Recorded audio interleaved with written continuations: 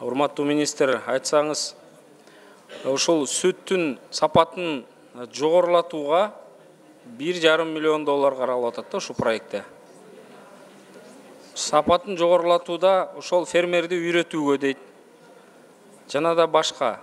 Ошол $1,5 миллион биздин фермерди кантип уй бакканды үйрөтпөй, ошол фермерлерибизге уй алып берсек, жана торпокторун алып берсек. Мисалы, саандуу баягы көп сүт берчү уйларды алып берсек, ошол эффективдүү болот беле? Азыр сиз өтө туура маселени айттыңыз.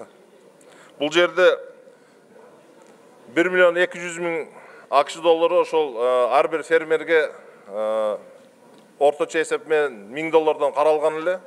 Андан сырткары азыр урматтуу депутаттар айтып кетпедиби? $1,100,000 ақш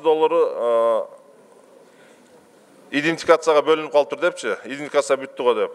Ошол акчаны экөөнү кошуп туруп биз дыйкандар фермерлерге ар бирине бирден саан уйду, сапаттуу саан уйду сырттан алып келип туруп берели деп атабыз. Туура эле? Бул оңой акча эмес. Мындай бир областка бөлгөндө $5 миллион ошол именно колдоого алса, туура иштетилсе, бул натыйжасын берчү акча. Муну колдойбуз, бирок ошол даректүү жетип, жана жыйынтыгын берсе деген сунуш. Эми $1,5 миллион повышение внутрихозяйственной производительности деп. Бул жөн эле баягы кайра акчаны жеп коебу деп коркуп атабыз да. Ошону даректүү иштетсеңиздер.